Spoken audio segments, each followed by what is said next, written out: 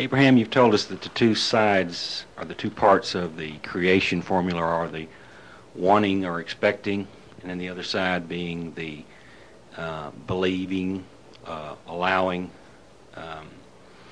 And what wanting or desiring on the other one side, and expecting or believing on the other. Right. And what I want to do is focus on the allowing side. And one time you said that what made Jerry and Esther such a good team, or what brought forth what's happening now, or helped to bring forth, was that Jerry's great wanting and Esther's great allowing. And when I think of it in those terms, I think of more of Esther being receptive or being non-resistant to receiving. That is the perfect word. Allowing means not resisting. And so what I would like to know, for you to expand on maybe tonight, is how we've talked a lot about how we increase our wanting, but how do we increase our allowing in maybe two parts of the same thing. Same thing is, one is the reference back to Esther in the allowing. In her case, the allowing was letting more communication come from our inner being, or in this case, the whole family of Abraham. And so that's only one small part, but that's a particular focus. How do I get better, higher level communication, or allow higher level communication from my inner being? And then how do I just increase that whole side of the part of the equation of the allowing? As we talk about wanting, it sounds a little bit like going out and getting something, when really that isn't a very good picture, because you don't go out and get anything.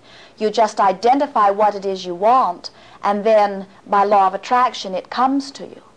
All you have to do is hold the image of that which you want, and in the moment that you give your thought to it, it begins to move toward you.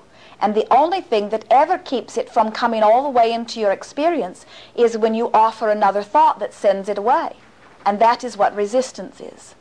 And so resisting is opposite of allowing. When you are allowing, you are not resisting. And when you are resisting, you are not allowing.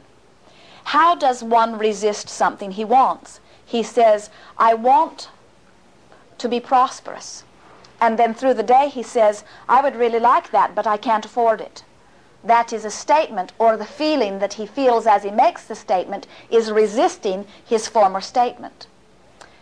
We say to you, all things come to you through the path of least resistance. Have you heard that before? In fact, a friend said, in fact, the whole universe, the scientists have decided, is based upon the path of least resistance. And so we say to you, anything you want, all you have to do is say, yes, I want that, and then pay attention. Your inner being will give you negative emotion every time you resist. And so every time you get some negative emotion, if you will stop focusing upon the lack and focus upon what you want, then you smooth away the resistance and you let it in. In the subject, our statement of Jerry and Esther being two who are co-creating. And in this case, the family of Abraham is here because of the two of them. It is not Esther's attraction only. It is the attraction of the two of them. If it had been Esther alone,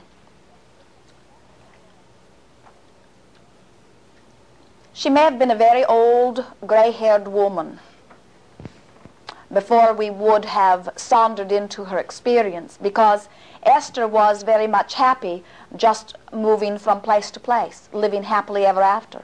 She did not have an intense sense of seeking. She was so much enjoying living in the moment. Now that is because, even though they are two parts of the same non-physical perspective, because of her physical upbringing, let us say, she did not have a strong sense or desire for growth. She had a strong sense or desire for freedom. She had concluded at the early age that she would live happily ever after. This one, on the other hand, freedom seeker to the core also, has had a driving, urging passion for growth. Now, doesn't matter so much at what point it was stimulated. The point is that as the two of them came together, Esther's intent for happiness and feeling good was her predominant characteristic, while Jerry's intent for growth was his predominant characteristic. And the two of them coming together at that particular point in each of their lives. Now, had they come together years earlier, the combination would not have been the perfect balance that it was at this time, you see. Each of you have the potential to find that perfect balance within yourself. You do not need to co-create with another to find it. It was just something that was attracted by their broader intent, you see. Are you clearer about what it means to allow? To allow means just don't resist. Don't get in the way. Don't offer contradictory thought or feeling. Okay, well, let me put it a little differently. Maybe I'm projecting something on Jerry that isn't true, but I perceive Jerry a lot like myself in the sense that he has a great wanting, but at the same time he is maybe not as receptive to things because of a certain caution or a tendency to think things to death, and he's not as open as Esther is. Now, what Agreed. is that difference? How can you have the best of both possible worlds? It is something that you grow into through experience. That very caution that you speak of is what gave Esther the courage to allow. In other words, she felt like he was looking out and that he wouldn't let anything bad happen. And so while they were really delving into unknown territory, the reason that Esther was able to relax was because this one was cautious, so she didn't think that it was so necessary for her to look out. You see, as she released to allow Abraham in, she was really releasing her physical faculties, really putting herself in what could ordinarily be thought of or felt as a vulnerable position, but she did not feel vulnerable because the strong, wise, cautious one was nearby, you see. Now, that caution within you is the very thing that we say is your cornerstone. The set of beliefs that you hold is what keeps you from going off the deep end every time a new thought is introduced to you. And so in this example, Jerry provided that stability of beliefs while Esther was willing to reach out into the new adventure, and the combination of the caution and the reaching out is what has culminated in what you now know as Abraham speaking to you today, you see.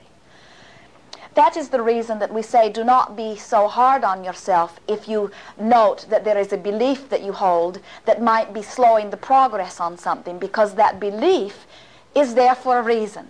And the process is a very comfortable, gradual process. Jerry is much more trusting, much more allowing, even receiving himself these days, where in the early days he would not allow it. Try as we would to communicate with him, he wanted control of his own thinking process, where now frequently he sits and allows us to speak to him. You are following? And so it is something, it is a trusting, but it is a trusting that must be allowed, in other words, and it is, we would never say, just trust, because that is a little bit like laying yourself out naked in the blazing sun and saying, here I am, anybody that's out there, come and get me. Your caution is well placed. Okay, I think I understand better now. It may be that some of us, our personality or our belief system tends towards either to the cautious side or the being receptive side. So in order to bring whatever is either one or the other up, it's a process. It is a process, and it comes out of your wanting, and it does take time. There is another thing that we will insert here, and that is that it is more typical of the women to be more allowing than it is of the men, because in your society, your role as men have been to be the thinker, the protector, the resistor, where the women have been protected. And so women, for the most part, do not have their guard up because it is never, or it is changing, but you are getting the point. Esther is an old-fashioned girl. Her father took care of her, and now Jerry does, and she doesn't worry.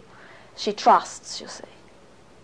And so now what we are wanting to say to you is that you can all be old-fashioned girls. you can recognize that nothing bad is going to happen to you, and that your inner being is watching over you and offering you emotion to let you know when you're in a vulnerable place. Indeed. Abraham's a good old boy, and we're all good old-fashioned girls. What's the world coming to? Indeed.